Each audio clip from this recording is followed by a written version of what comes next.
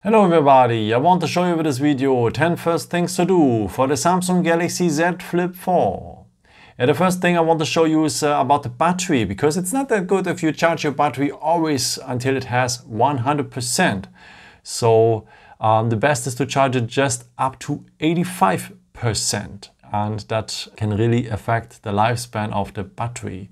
So let me show you how you can enable a nice tool that the battery charging stops automatically to 85%. Okay, for that, just scroll in here and go to the symbol for the settings. Then you need to scroll down to the point battery and device care. And then you need to go on the point battery. And then you need to go to the last point here, more battery settings. And you can enable the last point to protect the battery. And that means that the phone stops charging automatically if the phone reaches, if the battery charge reaches 85%. And by the way, you should always take care that your battery is in between 20% and 85%, because that means that your battery lifespan will be much longer. The next tool is also about the battery, because you can remove some animations, and that saves a bit of performance and makes the phone faster. If you open an app, maybe like the Play Store, there's always a little animation. It zooms out and then zooms in. Now WhatsApp the same, zooms out and it zooms in if you close it. But if you remove these animations, your phone will be much faster. Let me show you what I mean. So just scroll in here, then go to the symbol for the settings. Then we need to go to the point accessibility, and here we have the point visibility enhancements, and here's the point remove animations. And if you enable this point, the app is immediately there and immediately gone. Immediately there if you open it, immediately gone if you close it. And let me now remove, enable the animations again. You see that? It's much more slower. And if I'm removing these animations again here, then yeah, you will love it. Okay, another nice feature is the one-handed mode, because if the phone is unfolded, it is very large and you cannot reach everything. Also with my large hands, I cannot reach everything here. But there's a way to make the screen a bit smaller by just swiping down the home button. And now you have here a mini screen and you can do everything you want to do, even play games and so on. But as I said, you have to enable it first. Let me show you how you can do that. For that, just scroll down here and go to the symbol for the settings. Then you will need the point here, advanced features. And here we have the point one-handed mode. And this one-handed mode has to be marked blue. And then whenever you swipe down the home button, you will have that mini screen. By the way, if you go on the arrow here, you will have it on the other side. So if you're left-handed, you have it like this. You can even put it to another position here if you want, if you feel much more comfortable like this. But I think this is the best here below, because here you can reach everything with one thumb. You can even do like this as you want. And whenever you finish, when you have two hands available again, just tap on the outside and you're back in the regular mode. And another nice feature supports that one-handed mode, because if you see this little bar here, almost invisible, this is a sidebar. Very useful if you use your phone with one hand. Just slide it in like this and you have accessibility to your favorite apps here on the top. And these are your most used apps. But the apps below, you can edit these apps. Maybe also other apps you need sometimes or you want to use sometimes. So for that, just go here on the three lines to the hamburger menu here. Then you have the chance to edit this sidebar. Maybe if you don't want to have Samsung Duos here, you want to have Instagram in your sidebar, and you can do it like this. Same if you don't want to have Chrome browser, you can add the Gmail and so on. You can even make it bigger, but if it's too big, then it's not that good. So take care that you limit the apps here at the sidebar. And whenever you're finished, just tap on the home button. And next time, if you swipe it in, you will have your favorite chosen apps. And that's another important thing if you use your phone with one hand, because the notification panel So you need two hands to open the notifications here. No? If not, it's always like if you use the phone with one hand, you have always to go up like this. But there's a way to have the notification panel much easier. Let me show you what I mean. So just scroll in here, then go to the symbol for the settings. Then scroll down to the point Advanced Features.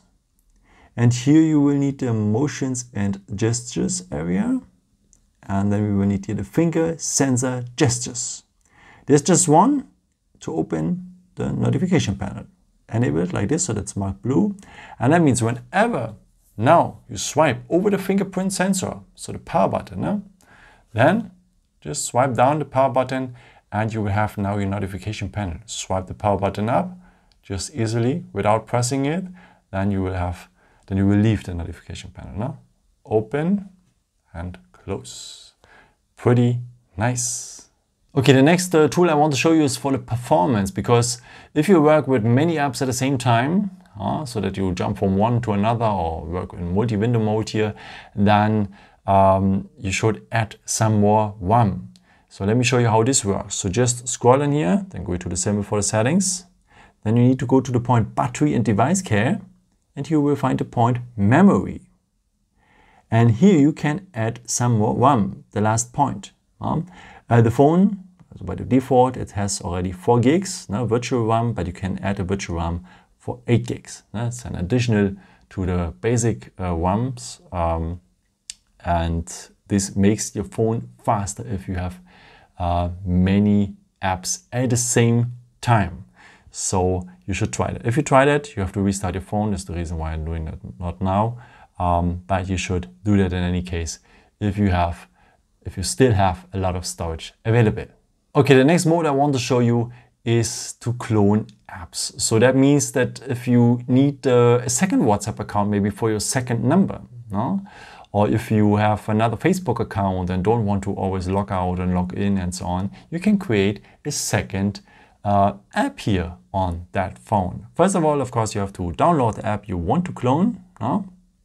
So maybe WhatsApp then.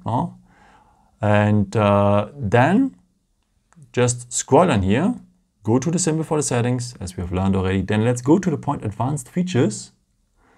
Here it is. And if we scroll down again here, we will have the point Dual Messenger. And as the name says already, it works only with Messenger services. So only these apps here on your phone are available to clone. Okay, let's start. For the very first time, you have to confirm something, then just go on install after. So now WhatsApp is cloned. You will ask you also if you're using it for the very first time, if you want to create a separate contact list, you can skip it because you can use it at any time. A separate contact list is that you have separate contacts for your second apps. Normally you don't need that. Okay, go then to Snapchat, your Insta, also tap on the apps you want to clone. Let me clone all here. By the way, not every app, not every Messenger app is able to clone, like Instagram or like TikTok and so on. Also the light versions of the Messenger and Facebook, it's not able to clone. You need the original versions. But yeah, it's okay, I think. And this is how it looks like. My main WhatsApp account, my second one. My main Snapchat account, my second one. And as you recognize here, always the second app have here this orange mark. Telegram and so on, you can see those as well. The orange mark is always the second app. But please take care, if you delete one day the main app, then your second app will disappear, of course, as well. Okay, and the next point is for our eyes, because we are looking all too often on our smartphone screen. That gives our eyes stress, but there's a blue light filter here included, which one reduces that stress, especially in the evening, because it can affect also our sleep. Let me show you what I mean. So just scroll in here, scroll down a second time here in that shortcuts, and there are some more shortcuts, by the way, and swipe like this, you have a second page. And I want to show you here the Eye Comfort Shield. If you enable it, you see that your screen is changing a bit, has a touch of yellow right now, because our blue light filter is enabled. It's a bit unusual for the beginning, but you will become used to very fast, I promise you. Okay, I would recommend to you, by the way, to go now on the written words eye comfort shield, because you will have some more options. Go on custom, because now you can choose the color temperature, because as more warm it is, as better it is for our eyes. And I'm telling you also, especially in the evening hours before you go to sleep, you should really enable this blue light filter, because it affects the sleep. You will sleep much better. There are many studies out there who shows that. So if you say, okay, I don't want to have this blue light filter on the day, then I recommend to you to have it at latest at night, and you don't have to enable it also by your own. You can do it automatically. So just go on details, then go on set as scheduled here, and go from sunset to sunrise. So that means whenever the sun sets, the blue light filter will turn on automatically, and it will turn off if the sun rises. And there's another feature which one is in combination with that very, very well, because you know, the screen is very bright, and if it's dark around you in the evening hours, then a bright screen is also not that comfortable. I think you know what I mean. But there's a way to make this bright screen also dark. Let me show you what I mean. So we scroll on here, scroll on a second time, go on the second page, and look out for this dark mode here. So tap on the dark mode, and then you see the white stuff becomes dark, and that is much more comfortable in the evening hours and in the dark.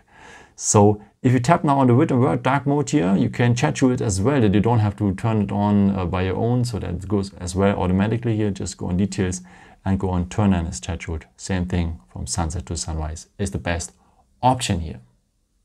So, and by the way, if you're using this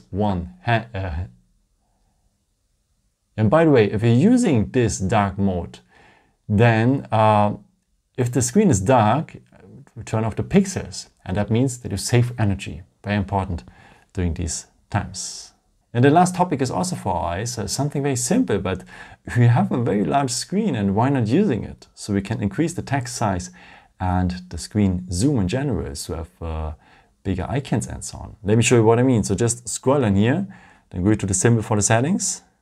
Then let's go to the point display, and here we have the point font size and style.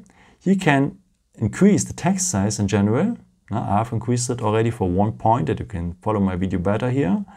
And we have also, let me go back here to the main display settings, we have also here the screen zoom. You can screen zoom the general things, the text size and the icons.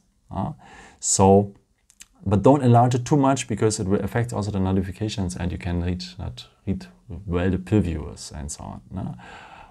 Yeah, that has been the first things I would recommend to you to change. And yeah, I hope I could show you something new and help you with your phone. And yeah, maybe if you want, you can leave me a nice comment if you want, or you can also give me a thumbs up. That would be very helpful for my videos. Thank you so much for. And yeah, I've created also some other videos if you're interested in, or maybe just subscribe me if you haven't done it before. Thank you so much for all your support, and yeah, maybe at the next time. Ciao.